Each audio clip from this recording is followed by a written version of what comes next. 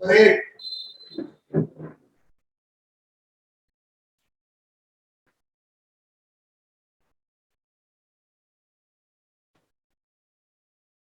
Calculation of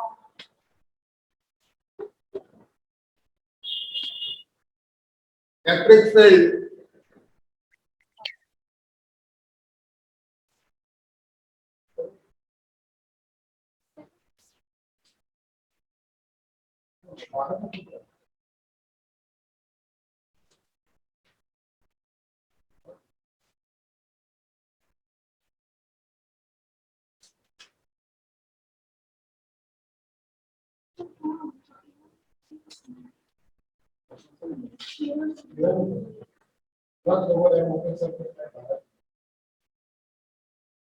calculation of electric field using Gauss law.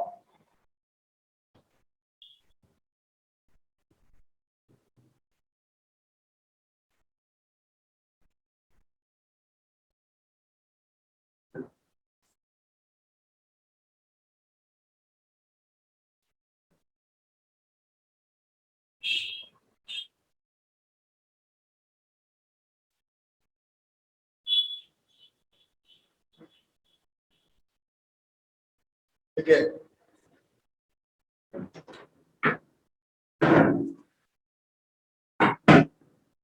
Write down, please. Gauss's law can be used in calculating electric field for certain charge distributions. Sir एक बार repeat कर दीजिएगा। Gauss's law जिनको repeat करवाना बताते कहां तक लिखे हैं, मैं फिर से सब बोल दे रहा हूं। Gauss's law can be used in calculating electric field. क्या लिखा था for certain charge distribution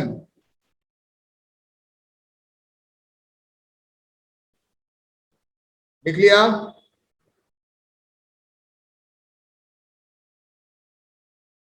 लिख लिए आप लोग? Yes sir. यस देखिए, we cannot apply Gauss's law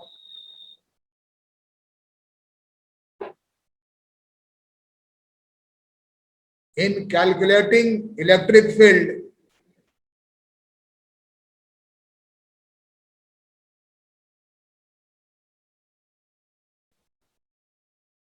in all cases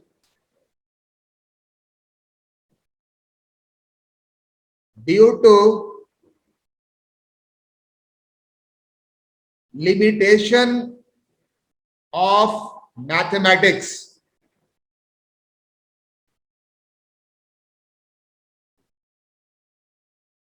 हम लोग सब जगह इसको नहीं अप्लाई कर सकते, मैथमेटिक्स का लिमिटेशन है। कैसे क्या आपको धीरे धीरे समझ में आएगा, और चीज आपके लिए एकदम नई और इंटरेस्टिंग भी है, मैं बता दूं। ठीक है, आज के क्लास नोट का 2 बार 3 बार पहले पढ़िएगा। आगे लिखिए इसमें, but wherever Gauss's law is applied,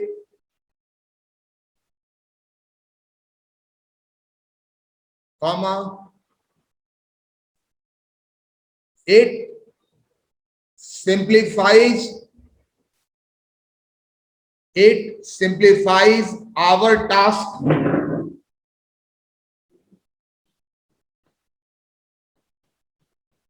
to a great extent।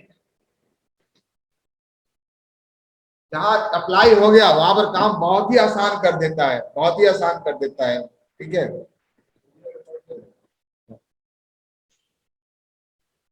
वहां पे काम बहुत ही आसान कर देता है।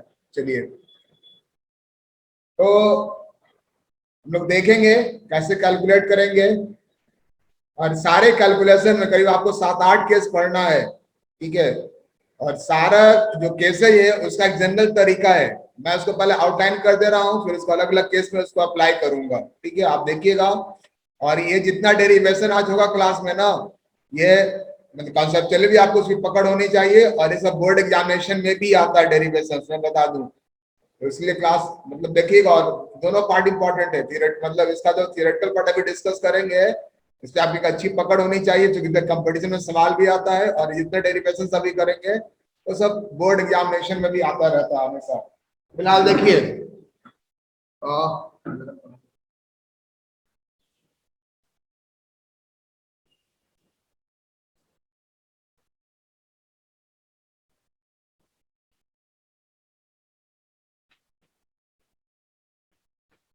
स्टेप्स फॉर कैलकुलेटिंग, ये ई मतलब इलेक्ट्रिक फील्ड हो गया, using Gauss law GL।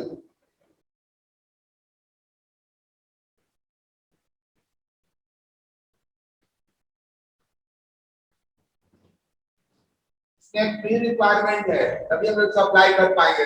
3 requirement क्या है? Direction of E is already known। तो पहले से पता है कि जो हम जिस साइड डिस्ट्रीब्यूशन को लेकर चल रहे हैं, इसका डायरेक्शन किधर है, पॉइंट चार्जेस रेडियली आउटवर्ड होता है, ठीक है। अभी आपको इस बताएंगे कहां का डायरेक्शन होता है, क्योंकि हमको पहले की जरूरत है, पहले से पता है, अगर ये नहीं पता होगा तो हम नहीं काम कर पाएंगे, ठीक है। Direction of E already known, ये प्री रिक्वायरमेंट है, ठीक है। स्टेप्स, पहला स्टेप 1, ठीक है।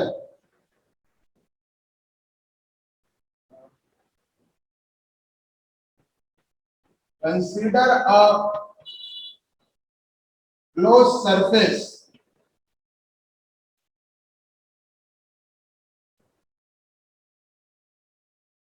around given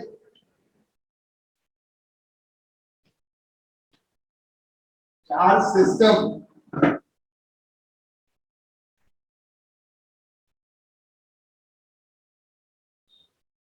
for calculating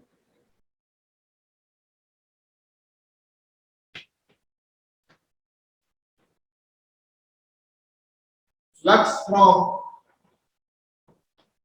मैं शॉर्ट में लिख रहा हूं, definition of Gauss law। पहला स्टेप है consider a closed surface around given charge system for calculating flux from definition of Gauss law। अब आप देख लीजिए, अगर आप दिमाग में पिक्चर नहीं बन पा रहा है, जब हम आपको सिखाना शुरू करेंगे तो आपको मजा आ जाएगा, अरे वाह क्या शानदार सर बता रहे हैं। पहला स्टेप है ना, जब आपके पास ऑलरेडी आप क्लास कर चुके हैं, पिछला क्लास जो लोग एब्सेंट है ध्यान दीजिएगा, और क्लास भी इंपॉर्टेंट था, ठीक है। तो 4-5 बजे पिछले क्लास में नहीं थे, एनी केस।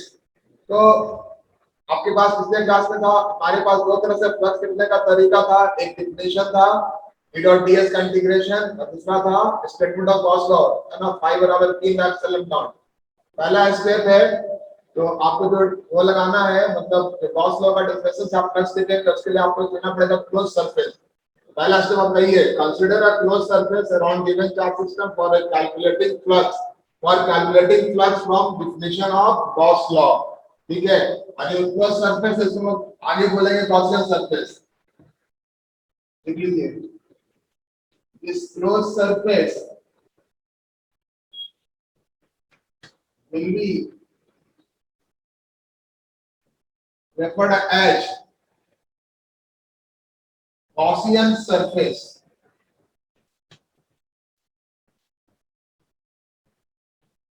चलता रहेगा क्लोज सरफेस, ठीक है। और मजे की बात है, आपको दिखाएंगे तो 7-8 कैसे, हर के साथ सिर्फ एक ही सरफेस है जिसको हम डिफिनेशन से फ्लक्स लगा सकते हैं, फॉर्चुनेटली। और जहां नहीं लगा पाते वहां पे एक क्लोज सरफेस नहीं मिलता है, आपको धीरे धीरे समझ में आएगा। मैं तो जिसको ऊपर से देख रहा हूं मुझे सब कुछ समझ में आ रही है बात, आप भी समझेंगे। स्टेप 2,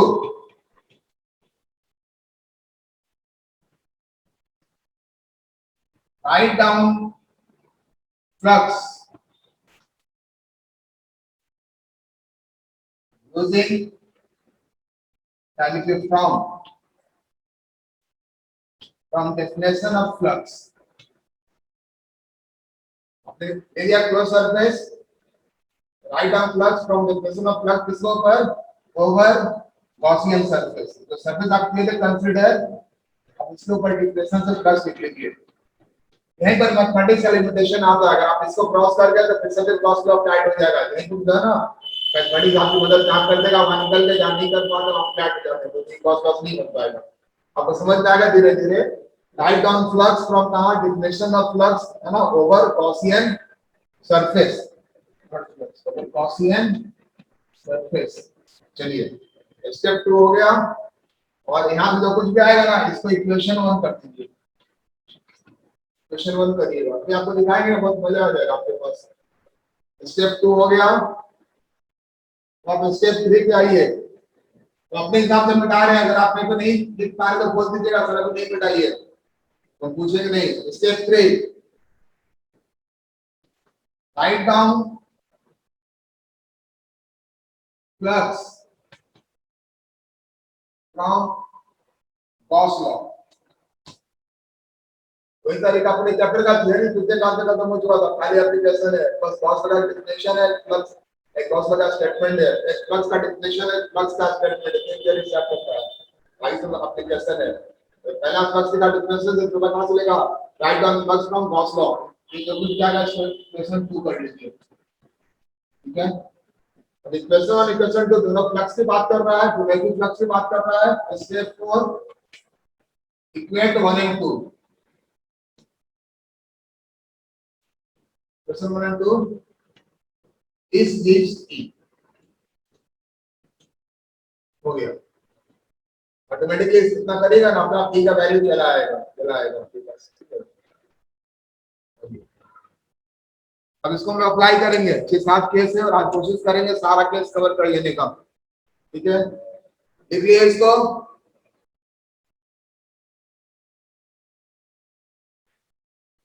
आइए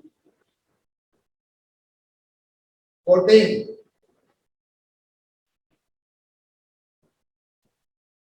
calculation of E at a point due to point charge.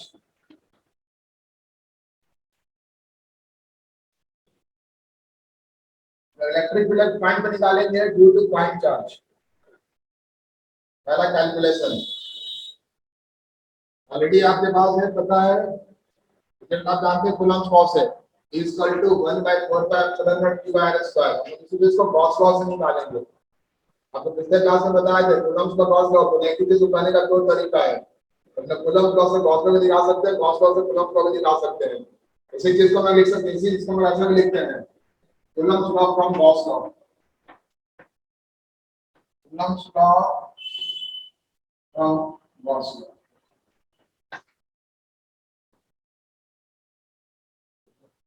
Calculation कर रहा है ना तो ठीक है. जो कैलकुलेशन है तो ऑलरेडी कूलम्ब का डेफिनेशन है is equal to 1/4π/Q/r². तो इसको बोलते हैं कूलम्ब लॉ पर सिंगल चार्ज और गॉस लॉ से हम रिजल्ट पे आ रहे हैं. ठीक है. Coulomb law from Gauss law सॉल्टा भी होता है. Gauss law from Coulomb law. चलिए चीज क्या है. ये चार्ज है और आपको पॉइंट में फील्ड निकालना है. यहाँ फील्ड निकालना है. रिजल्ट आपके पास ऑलरेडी है. इसका रिजल्ट है 1/4π/Q/r². ये स्टेटमेंट है इसको बोलते हैं Coulomb law for single charge. Single coulomb law हो गया. F बराबर है ना 1/4π/Q/r². और पेयर ऑफ चार्ज के लिए फोर्स हो गया. सिंगल के लिए भी कूलम्ब लॉ ही एक तरह से है. जैसे सीधे कूलम्ब लॉ का है स्टूडेंट है. और इसी चीज को हम लोग गॉस लॉ से लाएंगे. फिर रिक्वायरमेंट आपको पता है डायरेक्शन फील्ड का पॉइंट चार्ज है. पॉजिटिव है तो रेडियली आउटवर्ड और नेगेटिव है तो रेडियली इनवर्ड. ऐसा पहले क्लास में हम करवा चुके हैं. फिर से करवा रहे हैं आपके पास. ठीक है.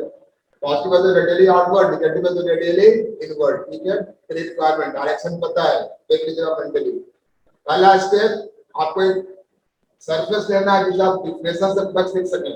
इसमें तो हम लोग इसमें तो गॉसियन सरफेस लेंगे, बोलेंगे ये डिस्टेंस r है, स्ट्रेट ड्रॉ कर लीजिए, उनके लिए लीजिए गॉसियन सरफेस क्या है, स्फीयर है ये, sphere of radius r with centre at q। यहाँ पर पॉइंट चार्ज सेंटर लेके स्फीयर ले लिया, स्फीयर है सर्कल नहीं है, ध्यान रखिएगा। और मजे की बात बता दें, सिर्फ स्फीयर ही एक ऐसा यूनिक सरफेस है जो जिसको आपको काम आसान करता है, दूसरा कोई सरफेस लेके चलेगा फिर आप काम नहीं कर पाएंगे। ये सारा इनसाइड आपको धीरे धीरे डेवलप हो जाएगा, ठीक है। Gaussian surface sphere of radius r with centre at q ले लिया, स्टेप 1 हो गया। स्टेप 1 अब मेंशन नहीं कर रहे हैं, स्टेप 1 काम हो गया। स्टेप 2 की बात करें, स्टेप 2 क्या बोलता था, तो बोलता था गॉस लॉ का कैलकुलेशन फ्लक्स डिफिनेशन से, ठीक है। आप एक तो पॉइंट नोट कर लीजिए, आपको पहले ही बताए थे, अगर आपके दिमाग में थोड़ा सा एरिया लेके चलिएगा, पता है कि दूसरे का डिफिनेशन है, इसका electric field radial outward positive charge negative में इधर नॉर्मल होगा, यानी किसी भी पॉइंट पर जो बता रहे थे दूसरे क्लास में, इलेक्ट्रिक फील्ड और नॉर्मल दोनों का डायरेक्शन क्या होगा, सेम होगा, यानी थीटा कितना होगा, 0। कहीं भी लेके चलिए, आपको ड्रॉ कर लीजिए, करवा चुके दूसरे क्लास में, रिपीटेशन है, फिर से लेके कर लीजिएगा। n बता रहा है डायरेक्शन, और डायरेक्शन एरिया क्या होता है, नॉर्मल टू इट्स प्लेन होता है। आपको बताया था स्फीयर का नॉर्मल क्या होता है, टेंजेंट के परपेंडिकुलर, मतलब सर्किल स्क्वायर पे लेंगे तो अलग रेडियस होता है, ठीक है, नॉर्मल हो गया। तो लिख लीजिए at all points on GS, ये मतलब गॉसियन सरफेस, थीटा बराबर 0, थीटा एंगल E और एरिया वेक्टर के बीच का कहीं भी लेके चलेगा, एरिया वेक्टर 0। अगर आपका नेगेटिव चार्ज रहता है तो थीटा 180 हो जाता है। इलेक्ट्रिक फील्ड अंदर आपको बताया कि क्रॉस सरफेस का एरिया हमेशा किधर होता है, बाहर की तरफ होता है। पॉजिटिव चार्ज थीटा 0 हो गया। Also E has same value at all points on Gaussian surface. Also जो E का मैग्नीट्यूड होगा, मेंटल वैल्यू, तो सब जगह सेम होगा। लॉजिक क्लास में पूछा है कि सारा पॉइंट गॉसियन सरफेस पर है, सबका डिस्टेंस r है, सबका यदि r सेम है तो इसमें एक्सपेक्ट कर सकते हैं कि का मैग्नीट्यूड क्या होगा, सेम होगा, ठीक है। दो चीज आया, ये दो चीज इसकी वजह से आया, दो चीज सिर्फ आया जिसकी वजह से हम स्फेरिकल लेके चले थे। अब दूसरा सरफेस लेके चलेंगे तो काम नहीं कर पाएंगे। ये चांस है कि हर एक गिवन चार्ज डिस्ट्रीब्यूशन का जो रिजल्ट हमारे पास है, सब में एक और एक यूनिक सरफेस है, बस उसी पे काम कर पाते हैं, दूसरे पे काम नहीं कर पाते हैं। फिलहाल इतना दिख लिया आपने, ठीक है, रहने दीजिएगा। At all points on GS Gaussian surface, theta 0, also E has same value at all points on Gaussian surface. सब जगह का मैग्नीट्यूड क्या सेम है। From definition, स्टेप 2 आइए। From definition, definition पे आ गए आप, तो definition क्या बोलता था, phi बराबर E डॉट ds का close integration,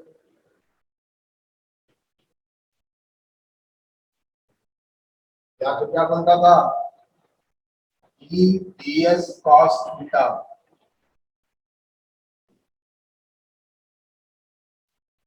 E ds cos theta, इसको मिटा रहे इधर वाला सब।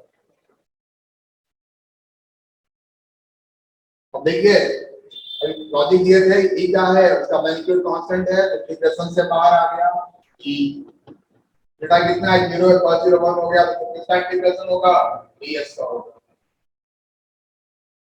E कांस्टेंट हो गया, बाहर आ गया, तो किसका ds, और ds का इंटीग्रेशन, ds क्या है, सरफेस एरिया। आपको बोले थे मेरे या आप s से लिखते हैं, आप s से लिखते हैं, पिछले क्लास में बताया था, आप कंफ्यूज मत करिएगा, तो कभी आपने कभी s से लिख रहे हो, है ना। और चलिए मेरी आदत लिखने की s है, लेकिन क्लास में बच्चों को यहाँ से बहुत बार s से लिखते हैं, स्लिप करके फिर s पे चले जाते हैं। ds हो गया, तो ds का एरिया कितना होगा, बोलिए 4 pi r स्क्वायर, क्या कैलकुलेशन हो गया, स्टेप 2 ओवर हो गया, स्टेप 2 ओवर हो गया। ये काम दूसरे क्लास में करवाया था, बिना बताए हुए। फिर आइए step 3, from Gauss law, y बराबर क्या होता है, q in by epsilon not. इससे क्या क्लियर क्लोज कर रहा है, q Q by epsilon naught, ये 2 हो गया, काम खत्म हो गया। फ्रॉम 1 and 2 स्टेज 4 जो था आपने कहा था, आप 1 2 इक्वेट कर दीजिए, रिजल्ट आ जाएगा E 4 pi r स्क्वायर बराबर 2 by epsilon naught, E बराबर 1 by 4 pi epsilon naught E by r square. Loss loss से कूलम्ब से आ गया।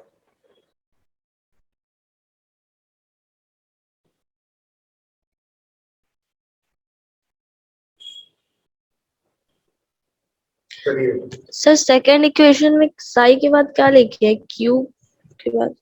Q in by epsilon naught पिछले क्लास में बताया बेटा, Q in है पिछले क्लास में जब भी Q in है, Q in साइड इसका क्लास पहला क्लास इंपॉर्टेंट था। Q in by epsilon naught है, हो गया। ये अक्सर सवाल आता है, लेकिन वो सवाल का वर्डिंग वो गलत होता है। ऐसे लिखा रहता है proof coulomb come from Gauss law, इस वर्डिंग को ऑब्जेक्शन है, ऐसा Gauss law coulomb law proof नहीं हो सकता है। ठीक है, ठीक है, जैसे आप सेंटीमीटर को आप फीट में कन्वर्ट कर सकते हैं, मीटर को फीट में कन्वर्ट कर सकते हैं, इंटर कन्वर्जन इस तरह ना, जो जिसमें इतना फीट इतना मीटर होता है, ऐसा नहीं होता है। उसी तरह से आप फीट को मीटर या मीटर को फीट में कन्वर्ट कर सकते हैं, उसी तरह से गॉस लॉ कूलम्ब लॉ में कूलम्ब लॉ गॉस लॉ कर सकते हैं। सवाल आता है बड़ी नहीं रहता क्वेश्चन का, proof coulomb law from Gauss law, ये सारा काम करना होता है। चलिए आ गया, नेक्स्ट आइए, बिठा दे इसको पूरा। आज के क्लास नोट्स का Yes, मैं sir. बता दूं, ये तो आसान है, लेकिन इतना डेरिवेशन है कि प्रैक्टिस कर लीजिएगा, क्योंकि तभी आपका चैप्टर आसान बनेगा अगर आप प्रैक्टिस करेंगे डेरिवेशन का। और सिंपल डेरिवेशन है, सब डेरिवेशन है, जो अंडर करंट में चीज जोड़ने वाला आपको बता चुके हैं, बस आप उस एंगल से देखिए, काम आपका हो जाएगा। ठीक है, 15 आइए, देखिए डायरेक्शन प्री रिक्वायरमेंट है, इसमें आपको डायरेक्शन जो आएगा उसको बताते चलेंगे। लिख लीजिए, डायरेक्शन ऑफ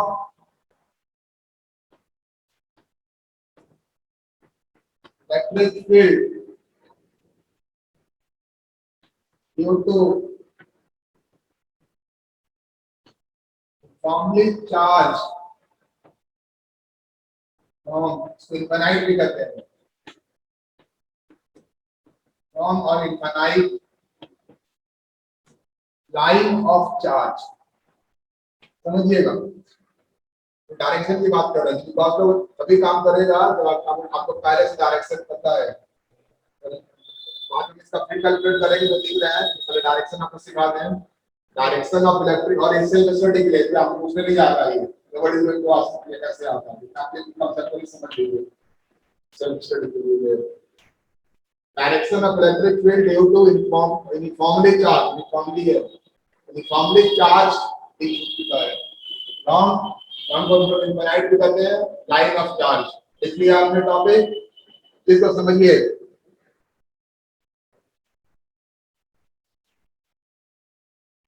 ये लंबा सा लाइन है, चार्ज दिया मतलब थ्रेड है या रॉड है, तो चार्ज आपने डाल दिया, फॉर्मली चार्ज है, फॉर्मली चार्ज है। ठीक है, मान लीजिए पूरा चार्ज क्यों है,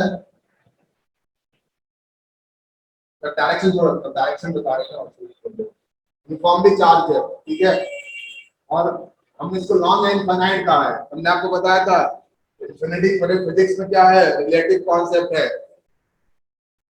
ये जो पेंसिल आपको दिखा रहे हैं ये इनफाइनाइट है कि नहीं, इसका लेंथ तो है भी और नहीं भी है। कोई लड़का बता सकता है कैसे, ये लाइन ऑफ चार्ज हमारे उसको चार्ज किया हुआ है, ये इनफाइनाइट है कि नहीं, इसका लॉजिकली कुछ आप याद करिए, इनफाइनाइट है कि नहीं बोलिए तो सर डिपेंड करता है, इनफाइनाइट हो भी सकता है नहीं भी हो सकता है। इनफाइनाइट कब होगा, सर ये किससे कंपेयर करना है, ये देखकर इनफाइनाइट बोल देंगे, और कंपेयर छोटे करेंगे, ऑब्जेक्ट से कर किससे कंपेयर करेंगे, डाइपोल वाला याद करिए, डाइपोल में किससे कंपेयर करते थे, दोनों चार्ज का कंबाइंड लेंथ से। देखिए मैं बता दूं, लेंथ का कंपैरिजन लेंथ से होगा, चार्ज से नहीं होता है, जान लीजिए, याद रखिएगा। गधा गधा से कंपेयर करते हैं, घोड़ा घोड़ा से करते हैं। ठीक है, यहाँ पे क्या लेंथ है ना, लाइन है ना, उसको लेंथ को लेंथ से कंपेयर करेंगे। डाइपोल याद करिए, डाइपोल आपको याद दिलाते रहे, ये सेपरेशन था -q + q।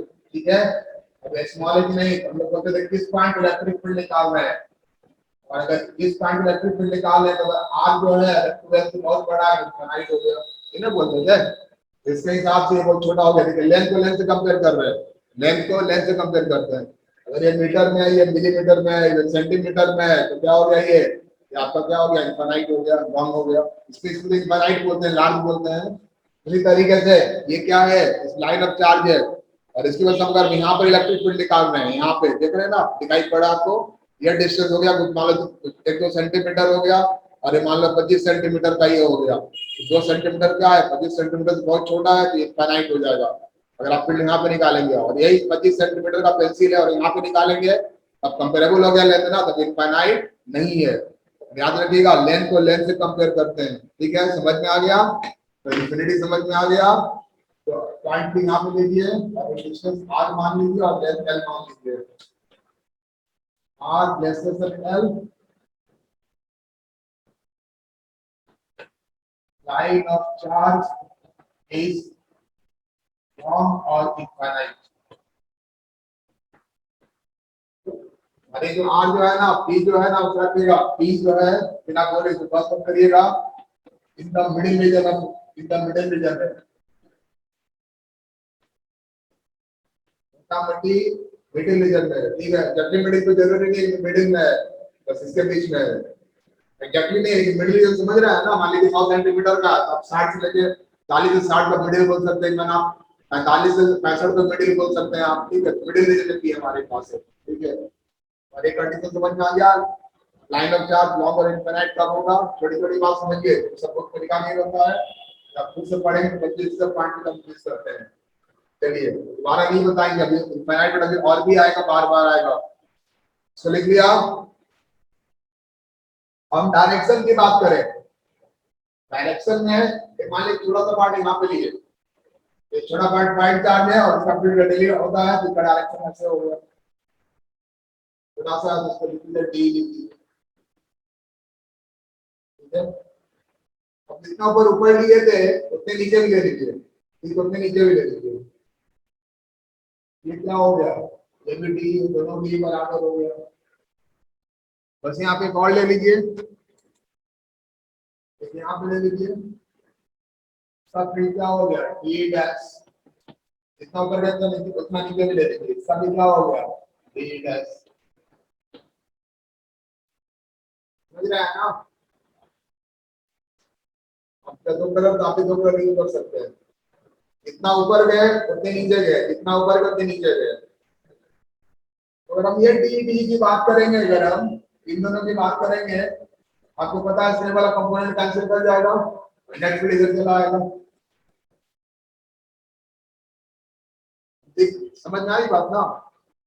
तो अगर हम इस डी डी की बात करेंगे तो इसका ये वाला कंपोनेंट कैंसिल करेगा, नेट फील्ड इधर चला आएगा, इधर लिख लीजिए, net field due to D D dash, सबका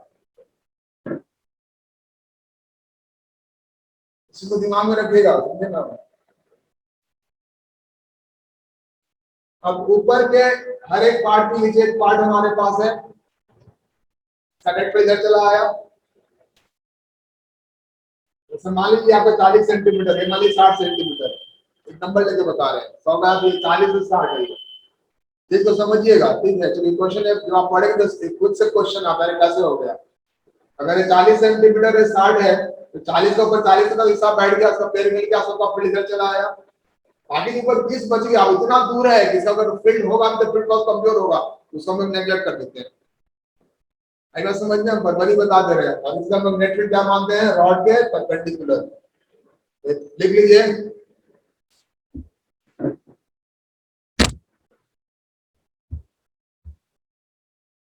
Every point on upper part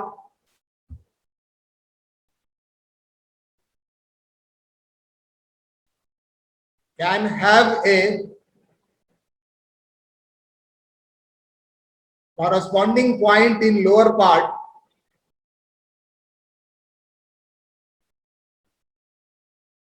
such that their field is perpendicular to the rod.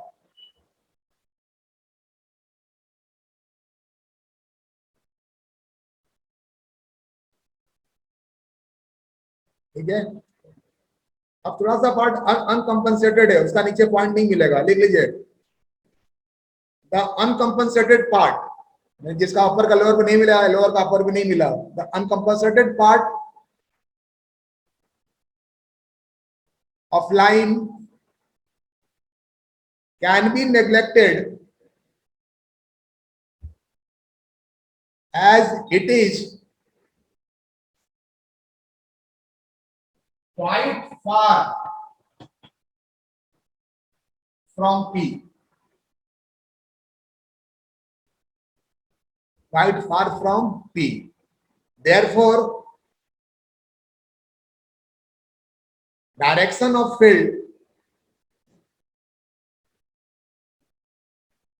at P may be taken as perpendicular to the rod, perpendicular to the line of charge.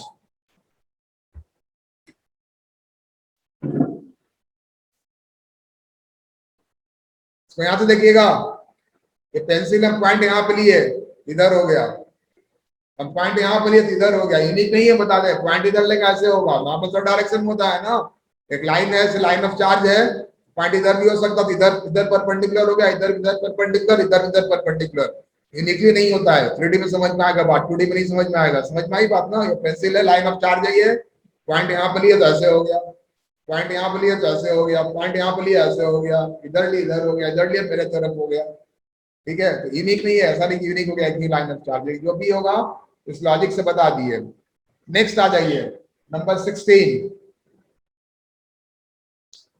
Calculation of electric field due to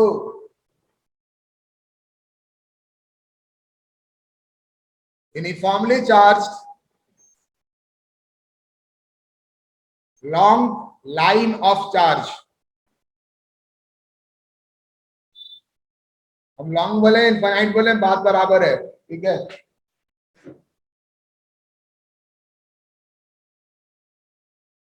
आइए ये हमारे पास है, figure में draw करिएगा, column को draw करिएगा, ये part हमारे पास, ठीक है, और इसका लेंथ मान लें L है, कैपिटल L मान लें, टोटल चार्ज Q है, ड्रॉ मत करिए, टोटल चार्ज Q है, आपने किनारे में टर्म आता है, यहाँ पे होता है, उसको लैम्डा बोलते हैं, पहले बता चुके थे, लैम्डा होता है Q बाई L, आंसर होता है linear charge density, linear charge density किनारे में लिख लीजिए लैम्डा, देख लीजिए अब फिगर ड्रॉ कर लीजिए, ड्रॉ कर राइट,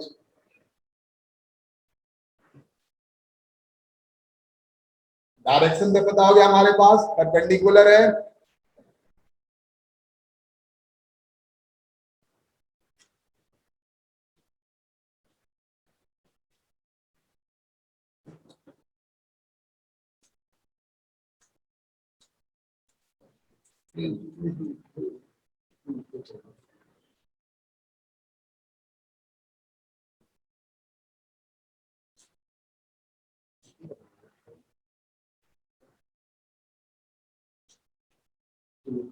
अब देखिए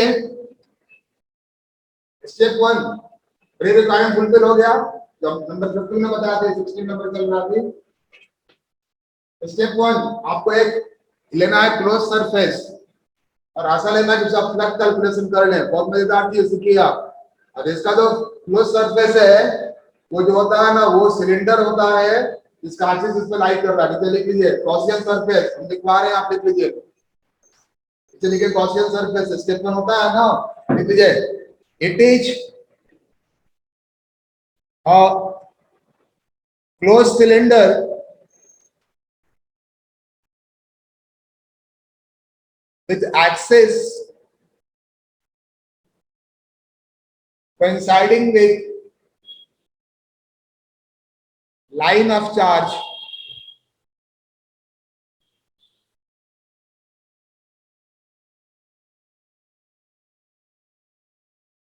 and it's a curved surface.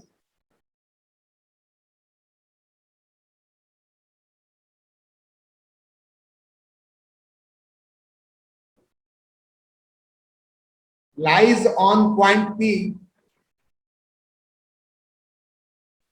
Its curved surface lies on point P, where field is to be calculated.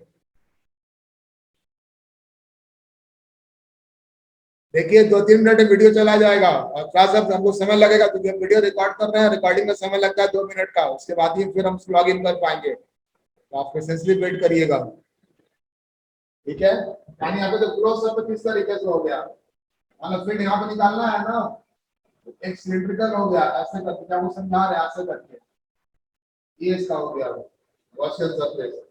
कैसे आप समझिए यहाँ से, जैसे अगर ये हमारा ये है, ये लाइन ऑफ चार्ज है, तो गॉसियन सरफेस है ना, कुछ इस तरीके का हो गया,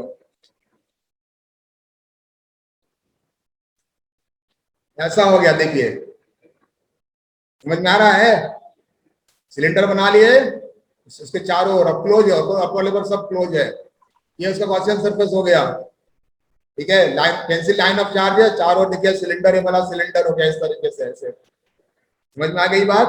और देखिए इस सिलेंडर का ऊपर का सरफेस फ्लैट है, नीचे का फ्लैट है, और ये वाला क्या है, कर्व है, हम आगे यूज करेंगे फ्लैट कर्व। ये पार्ट क्या हो गया, फ्लैट, ये पार्ट क्या हो गया, फ्लैट, और ये वाला पार्ट क्या हो गया, कर्व।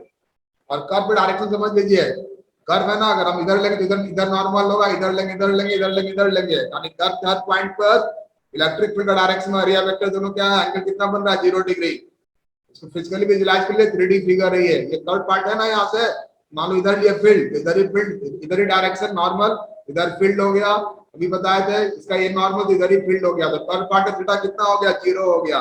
फ्लैट का थीटा क्या होगा, तो आपको दिखाई पड़ेगा, ये फ्लैट एरिया वेक्टर हो गया, ये पॉइंट P यहाँ पर है, और डिस्टेंस आप मान लो फील्ड निकालना है, इसका नॉर्मल ऐसे हो गया, इसका नॉर्मल ऐसे हो गया, इसका नॉर्मल ऐसे हो गया, इसी पॉइंट पे लिया, इसका इलेक्ट्रिक फील्ड इधर ही हो गया, सॉरी इसका इलेक्ट्रिक फील्ड ऐसे होगा, है ना, इसका इलेक्ट्रिक फील्ड ऐसे होगा, इसका इलेक्ट्रिक फील्ड इधर ही होगा, और इसका इलेक्ट्रिक फील्ड इधर ही होगा।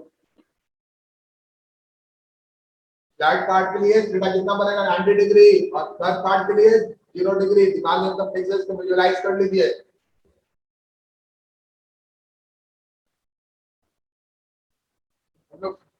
स्टेप 1 हो गया गॉसियन सरफेस, और बता दें सिर्फ एक ऐसा करके सिर्फ एक सिलेंडर ही था जो आपके काम को आसान कर रहा था, दूसरा कुछ करते तो आपका फिर काम नहीं हो पाता, बता दें चांस है।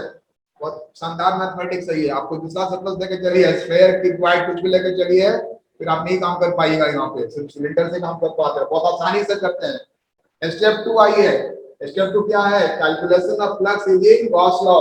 लिखिए 5 फ्लैट, ये फ्लैट सरफेस है, ऊपर नीचे 0 हो जाएगा, क्यों, as theta is 90 degree, radius cos theta होता है ना, थीटा 90 दिखा रहा है, थीटा 90 बन गया, इलेक्ट्रिक फील्ड और एरिया वेक्टर 90 डिग्री एंगल है। फिर आइए 5 कर्व, इसके लेंथ को L मान लीजिएगा, ठीक है, क्योंकि सारा पॉइंट इधर डिस्टेंट है, इसलिए इसका इलेक्ट्रिक फील्ड का मैग्नीट्यूड सेम होगा, E इनटू एरिया, तब मेरे कितना हो जाएगा, 2 पाई RL, और cos 0 हर पॉइंट आपको दिखा चुके हैं, एंगल 0 बनेगा, कब से बस करिए हो जाएगा 2 पाई RL। तो फाई टोटल कितना हो गया, फाई टोटल हो गया 3।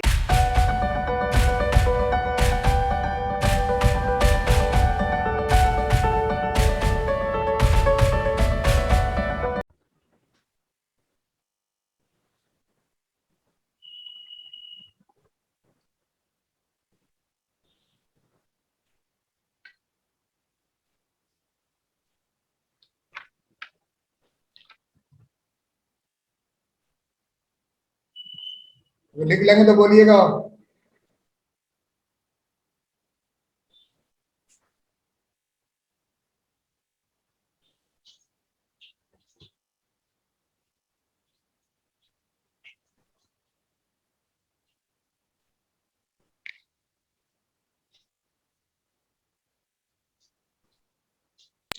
लिख लिया सर।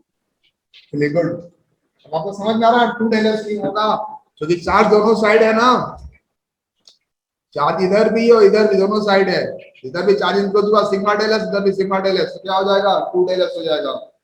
और आप 1 to 50 करिएगा इक्वेटिंग 1 and 2 आपका की इतना आएगा सिग्मा बाई एप्सिलॉन नॉट।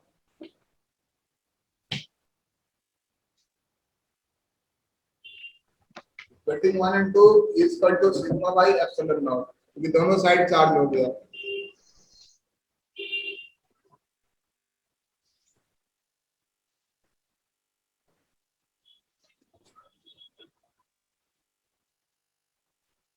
ठीक है 19 नंबर,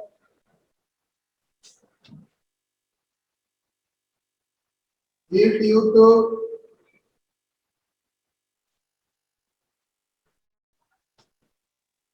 uniformly charged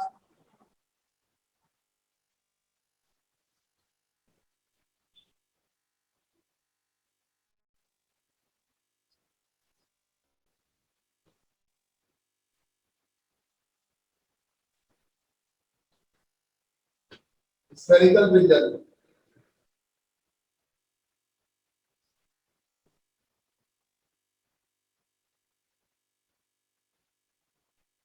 तो 3 केस होगा।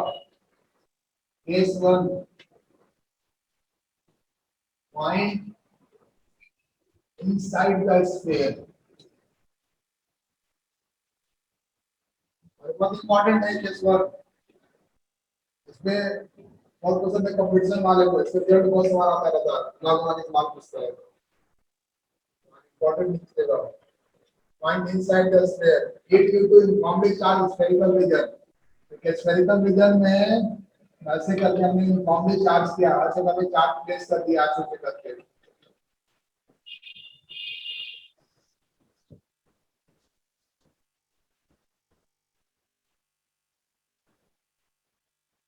और इसका मतलब रेडियस इसका मान लो ए मान के चल रहे हैं, पॉइंट अंदर में किसी पॉइंट पी पर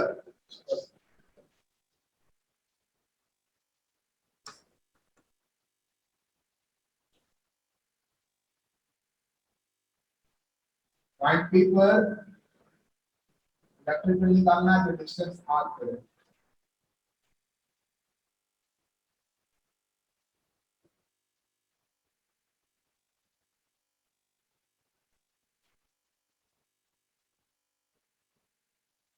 स्फेरिकल रीजन है, रेडियस इसका a है, पॉइंट पी फील्ड निकालना है, तो डिस्टेंस कितना इसका सेंटर से r है, सेंटर है।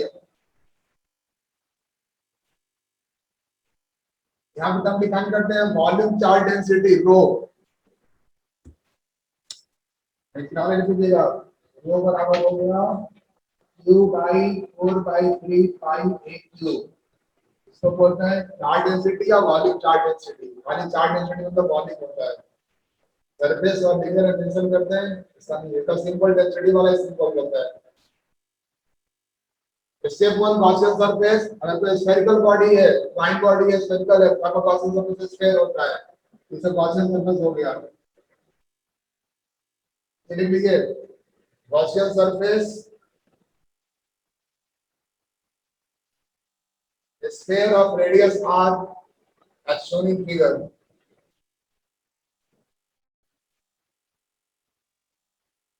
sphere of radius r as shown in figure।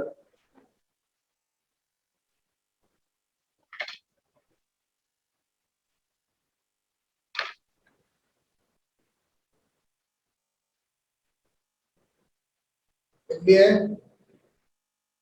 अब देखिए जैसे हम पॉइंट चार्ज के लिए किए थे वैसे यहाँ भी करेंगे, लिख लीजिए फ्रॉम सिमेट्रिसिटी,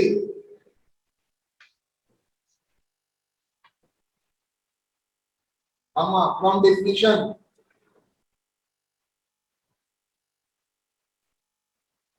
हम I बराबर 3 into 4 pi r स्क्वायर।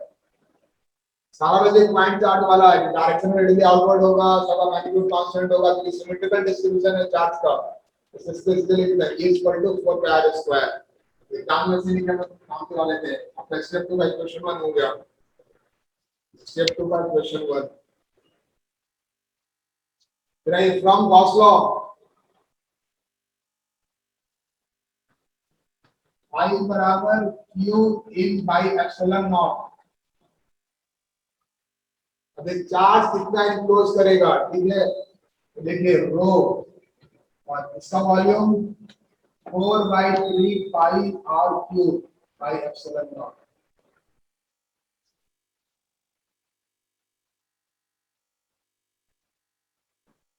तो नेगलेक्ट करिए फ्रॉम 1 एंड 2, इधर इधर लिख रहे हैं, आप इतना सॉल्व करके देखिए। ई बराबर आ जाएगा 2r/3 एप्सिलॉन नॉट।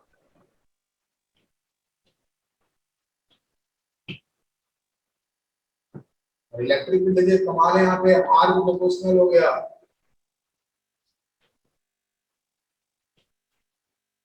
पॉइंट आपको होता है स्क्वायर था, यहाँ पर करेंगे अंदर की जाएंगे बाहर तो आर भी प्रोपोर्शनल आएगा। ये खुद से पढ़ करके देख लीजिए आप। ठीक है, यहाँ पे एट सेंटर, सेंटर पर कितना हो गया, 0 हो गया, यहाँ पे आर 0 है, सेंटर पर ही 0 हो गया।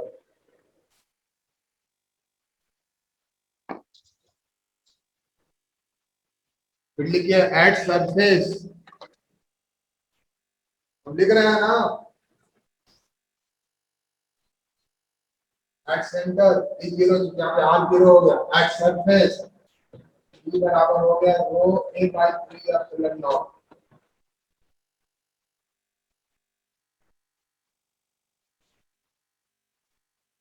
तो कभी भी इस रिजल्ट को टोटल चार्ज के टर्म में इसको डिफाइन करते हैं, लिखते हैं, इसमें आप कर लीजिएगा। ई बराबर rho r by 3 epsilon naught और क्यू रो कितना था, रो का Q by 4/3 pi A cube R by 3 epsilon naught और ये आ जाएगा 3 आर 4 पाई निकल जाएगा Q R by 4 pi A cube 4 pi epsilon not a cube.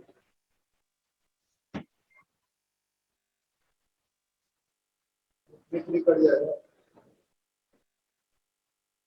तो लोग आप इसको दोनों याद करिएगा, ये दोनों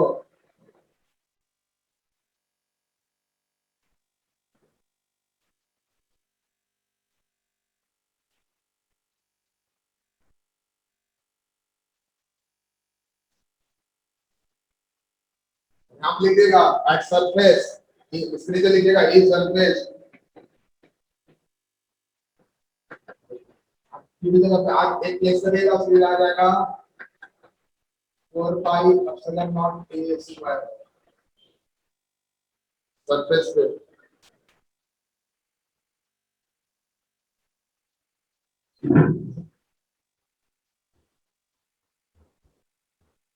ये सेशन भी खत्म होगा कुछ देर में, 5-7 मिनट में। इसके बाद एक और सेशन लेंगे, 3 सेशन लेंगे, आज नोट्स निकालेंगे।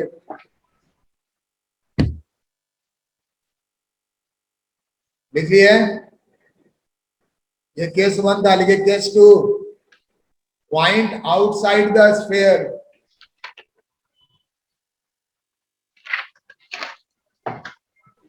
प्लीज सरफेस इसमें लिखिए केस 1 सरफेस को कॉमन कर दिए, दो ही केस में। Case 2 point outside the surface, point outside the sphere. ये आसान है, इसी में करना है, आपने आप फिगर ड्रॉ कर लीजिएगा।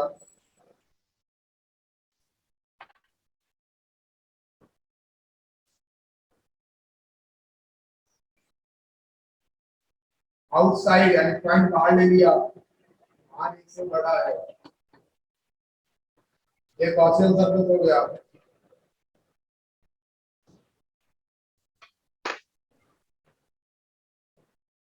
और गॉसियन सरफेस नहीं लिखवा रहे, आप समझ रहे हैं, स्फीयर ऑफ रेडियस आर,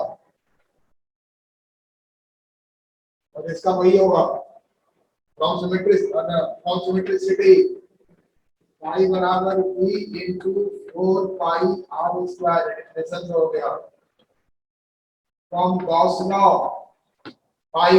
आप कई बार इस कर लीजिए, टोटल चार्ज तो p क्लोज करेगा, चार्ज यहीं तक है ना हमारे पास। पाई क्या हो जाएगा, q in by epsilon not बराबर q बाई क्या हो जाएगा एप्सिलॉन नॉट। हम पॉइंट यहाँ बाहर कहीं भी लेके चले, चार्ज तो ही तक है, चार्ज तो ही नहीं हमारे पास। फ्रॉम 1 and 2 कट कर लीजिए, आपको आ जाएगा E equal to Q by 4 pi epsilon naught R square.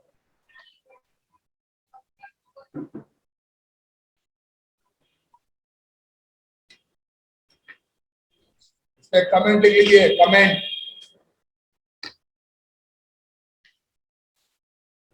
For point outside the sphere, for point outside the sphere, comma, entire charge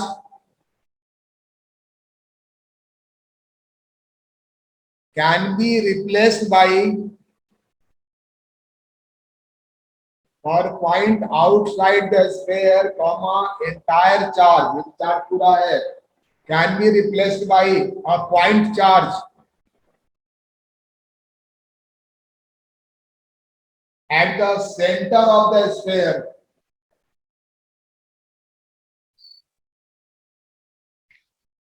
At the center of the sphere. अब पूरे charge को replace करके मान सकते हैं कि आप छोटा सा पॉइंट चार्ज है, तो रिजल्ट वही आ गया ना, कूलम्ब स्क्वायर आ गया ना। अगर पॉइंट बाहर ले रहे हैं तब तक आप छोड़ करके आप बिल्कुल चार्ज यहाँ पे क्यों दिया हुआ है, सब फिर निकाल दो, तो रिजल्ट आ गया। ठीक है, इसमें की बहुत इंपॉर्टेंट है प्लॉटिंग, यहाँ पे लिख लीजिएगा ई जो है 1 बाई आर स्क्वायर है, आर के लिए अंदर में आर था, और इसमें देखिए काफी इंपॉर्टेंट है plotting. Plotting of E versus R, ये भी इंपॉर्टेंट है। इधर हमारा इलेक्ट्रिक फील्ड है, इधर हमारा आर है, और ये आर इक्वल टू ए है। यहाँ पे तो फील्ड आपको नहीं बढ़ेगा, इधर में है ई प्रोपोर्शनल टू आर हो गया, इधर आपका 1 बाई आर हो जाएगा।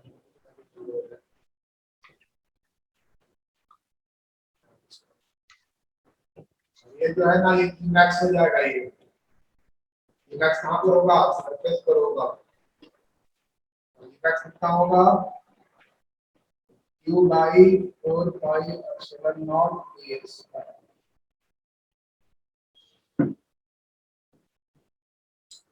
इस ग्राफ पे घुमा फिरा के सवाल आता रहता है।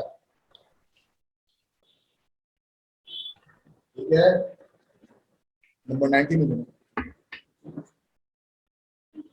20, ठीक है 20 21 20, ठीक है 21, सॉरी 20 लिखिए। इलेक्ट्रिक फील्ड ड्यू टू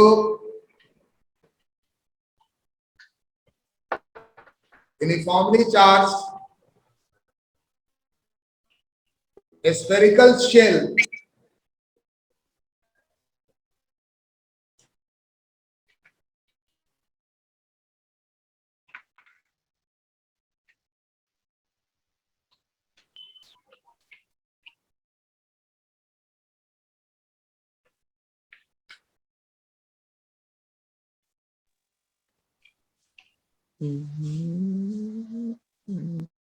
ठीक है, देखिए case 1,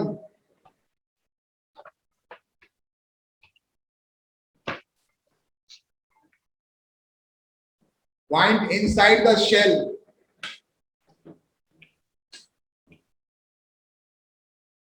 point inside the shell, spherical shell यानी hollow sphere हो गया, चार्ज यहाँ पर है।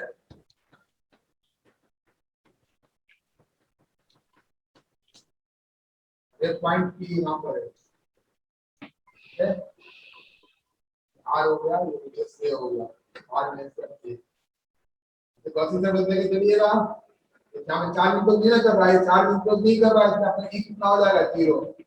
तो फाइल लिखेगा ना Q by epsilon not, Q है नहीं, इसके अंदर सब चार्ज बाहर, यहाँ पर चार्ज सरफेस पर है, Q 0 हो गया, therefore E इक्वल टू 0।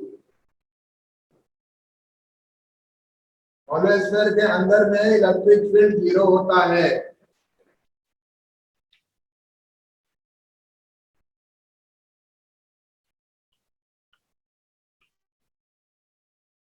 देखिए for point outside the sphere,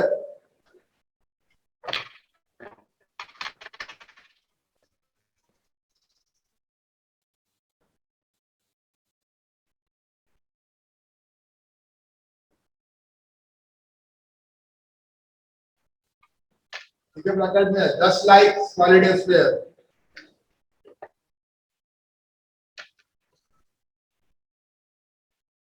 10 like solid sphere, उसी का रिजल्ट आप समझ ही रहे हैं। ये चार्ज यहाँ पर है, यहाँ पे ड्रॉ कर सकते हैं, ये रेडियस ये पॉइंट फ्री होने का डिस्टेंस आर होगी, कितना चार्ज इंपोज करेगा, चार्ज कितना इंपोज करेगा, टोटल चार्ज ये कितना चला आएगा, q by 4 pi epsilon naught r square। अगर पॉइंट आउटसाइड है और स्फीयर आपका सॉलिड या हॉलो कुछ भी रहे, आप उसको रिप्लेस कर सकते हैं पॉइंट चार्ज से सेंटर पे, याद रखिएगा। तो जो कमेंट लिखे थे ना, कमेंट हॉलो के लिए वैलिड हो जाएगा, समझ रहे हैं आप ना। पॉइंट बाहर चला गया आपके पास, तो आप अंदर का चार्ज क्यू कितना हो जाएगा, टोटल चार्ज क्यू हो जाएगा, ठीक है। अब आप होमवर्क नोट डाउन कर लीजिए।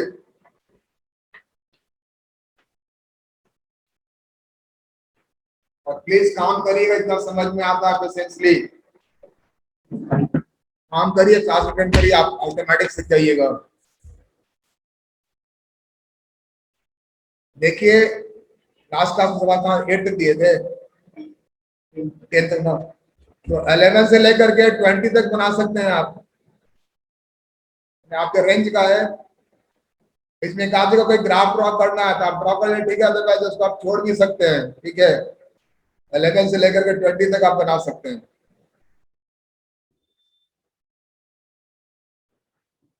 अब देखिए ई बराबर क्या होता है, minus D by D R, ठीक है। इसमें दो इंफॉर्मेशन याद रखिएगा, two information, E is parallel to D R, तो बता चुके, याद दिला रहे हैं, ई और डी आर दोनों की डायरेक्शन में होता है। दूसरा E is along decreasing potential, आपको बता चुके थे, आपको नोटिस में फिर से ला रहे हैं। जैसे 10 वोल्ट है ना, और ये 5 वोल्ट है, ये डायरेक्शन ही का होगा। ई का डायरेक्शन क्या होता है, जब वोल्ट बढ़ता है माइनस साइन है ना, तो याद करिएगा, टू इंफॉर्मेशन थोड़ी इंपॉर्टेंट है। ये तो डी आर के पैरेलल है, इज along decreasing potential, ये पहला रिजल्ट हो गया ए। दूसरा आपको बताया था E is normal to equipotential surface, बताया था क्लास में, याद दिला रहे हैं। डायरेक्शन डेफिनेशन का है, इक्विपोटेंशियल सरफेस के नॉर्मल होता है। सब इसको सब्स्टिट्यूट, इसलिए तीसरा सिंपल चीज लिख लीजिए, आपको नोटिस में ला दे रहे हैं। जैसे हम लोग का पहले समझिए आप, जैसे v क्या होता था, ds by dt, if v is uniform, अगर v यूनिफॉर्म है तो इस v को ds by dt लिखते थे, मतलब क्या, s final minus s initial by time taken,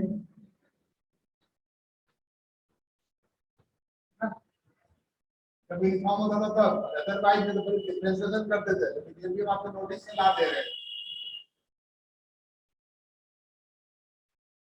इन चीजों को ध्यान में रख लीजिएगा।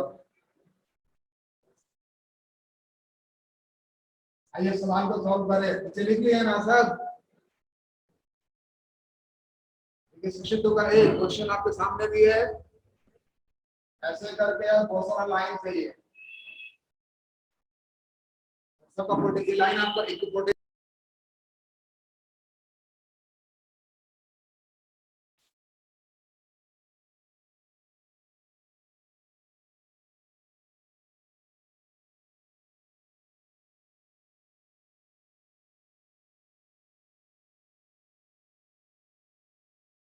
सर आपका आवाज म्यूट है।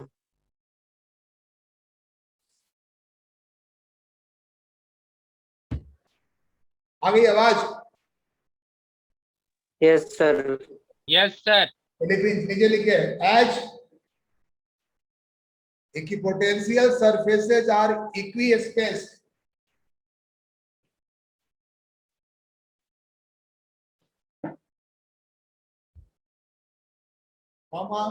Electric field is uniform in the region.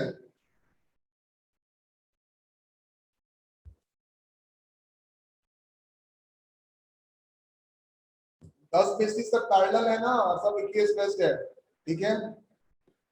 अब डायरेक्शन क्या होगा, तो देखिए ई जो होता है इक्विपोटेंशियल क्या होता है, नॉर्मल होता है, तो कहीं से ले लो, हम यहाँ से ऐसे ले लिए, ये नॉर्मल हो गया। अब किधर होगा, इधर की इधर। अभी आपको बताया जाए डायरेक्शन का क्या होता है, डिक्रीजिंग पोटेंशियल। 10 से 20 पोटेंशियल बढ़ रहा है ना, यहाँ से आप बढ़ रहे हैं, 2 पॉइंट ले लो, इस पॉइंट ए ले लिया, बी ले लिया। ए से बढ़ेंगे, ए से बी बढ़ेंगे तो पोटेंशियल बढ़ेगा, बी से पोटेंशियल क्या होगा, घटेगा।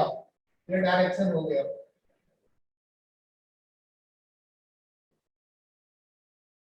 आया समझ में। अब चूंकि ये एंगल 40 डिग्री बन रहा है और ये 90 डिग्री है, तो टोटल एंगल कितना बनेगा, ये 30 बनेगा, टोटल 120 डिग्री बनेगा।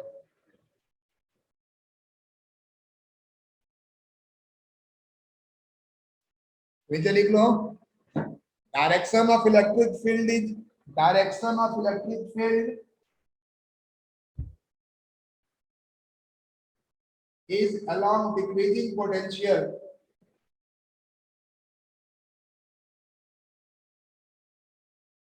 and therefore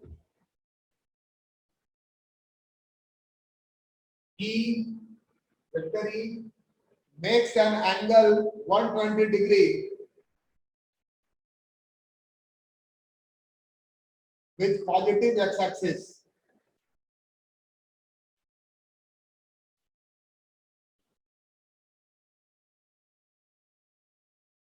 ठीक है। अब है कि E का मैग्नीट्यूड क्या होगा, E यूनिफॉर्म है तो हम लोग लिख सकते हैं del V by del R।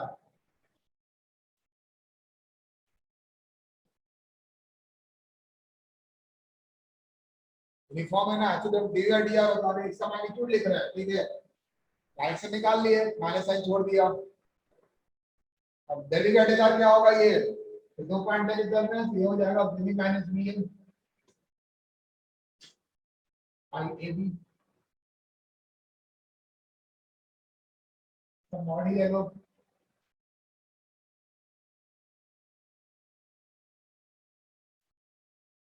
बोलो ए बी कितना होगा, ये हमारा राइट एंगल ट्रायंगल है, ये एंगल 60 डिग्री है, और ये दिया हुआ, ये कितना बोलो, ये 10 सेंटीमीटर है, ये तो 20 डिग्री दिया हुआ, ये कितना है 10 सेंटीमीटर, तो ए बी कितना होगा बोलो, ये हो गया 30 डिग्री है, तो ये हो गया बेस, ये हो गया परपेंडिकुलर, हाइपोटेनस हो गया, यही ना होगा।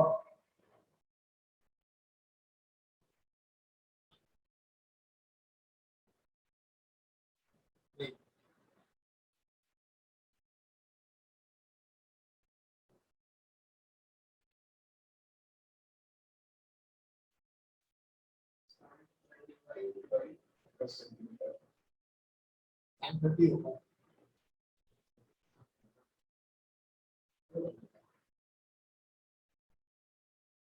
साइन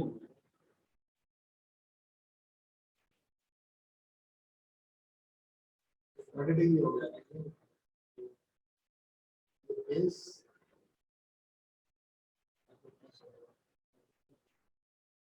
10 सेंटीमीटर हाइपोटेनस हो जाएगा, साइन 30 हो जाएगा, साइन 30 हो जाएगा ए बी बाय 10, साइन 30 हो जाएगा A B by 10, A B हो गया 10 साइन 30, तो बी माइनस बी है, देखिएगा ये 10 वोल्ट है, 20 वोल्ट है, 20 माइनस 10 10 हो गया, भाई ए बी हो गया 10 साइन 30, सेंटीमीटर है तो मीटर में कन्वर्ट कर लीजिए, आंसर आपका आ जाएगा सीधा।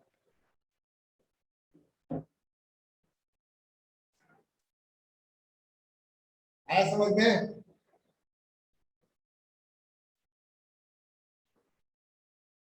इसको फिर से पढ़िएगा, नहीं इसमें दिक्कत होगी पूछ लीजिएगा।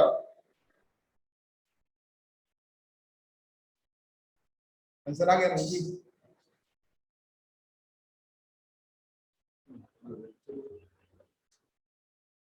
इसका पार्ट बी भी देखिए, पार्ट बी वो भी एक अच्छा सवाल है, तो मिटा देते हैं।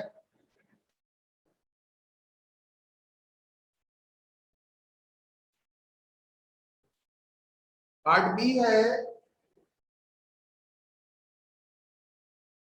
ये सारा स्फेरिकल है ये, और ये है 60 वोल्ट, 30 वोल्ट, 20 वोल्ट। डिस्टेंस दिया हुआ ये 10 सेंटीमीटर, 20 सेंटीमीटर वगैरह वगैरह।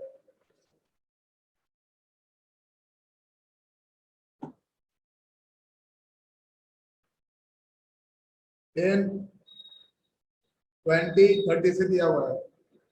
आप फिगर से चीज नोट करिएगा कि V इंटू आर कॉन्स्टेंट है,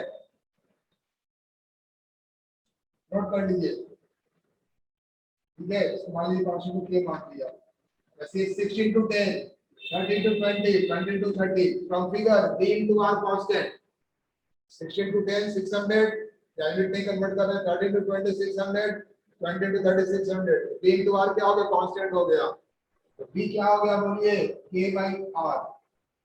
इलेक्ट्रिक फील्ड क्या होता है? माइनस dV by dr, यानी क्या हो गया? K माइनस साइन और K by R square, K by R square. K का वैल्यू कितना होगा? वहीं से फंक्शन मल्टीप्लाई करिए, 60 into 0.1 6 हो जाएगा, 6 by R स्क्वायर। K जो है ना, से को लेके चलिए 60 into 0.1 या 30 into 0.2 या 20 into 0.3, ये आपका आंसर हो जाएगा इलेक्ट्रिक फील्ड का। तो टिपिकल सवाल था, ध्यान रखिएगा। Sameer yes sir. हो गया? समझ में आया? Okay sir. चलो हाँ सर। क्लास एंड करें। अगला क्लास जो है वो भी इम्पोर्टेंट है, मैं बता दूं। अगला क्लास जो है ना, वो इसके जो बाद का चैप्टर कैपेसिटर है उसका बेस वो डिस्कस होता है कॉस लॉ में। कॉस लॉ का तीनों क्लास इंपॉर्टेंट है। अगर नई चीज चली आती है ना तो आप उसको समझिए, और काइंडली जो पर्सनल क्लास लेंगे शनिवार को उसको भी मिस नहीं करिएगा, ठीक है? फुली हम शनिवार को कॉस लॉ का थ्योरी पूरा कर देंगे, फिर आप देखेंगे डाउट में क्या पोजीशन है, फिर हम कैपेसिटर मीट कर जाएंगे। और जो लोग क्लास छोड़े, कहीं दिक्कत कहीं पर है तो एक तो आप क्लास नोट ऊपर कर लीजिए, और पहला दूसरा क्लास नोट ऊपर कर लीजिए और पढ़िए, और कोई दिक्कत है तो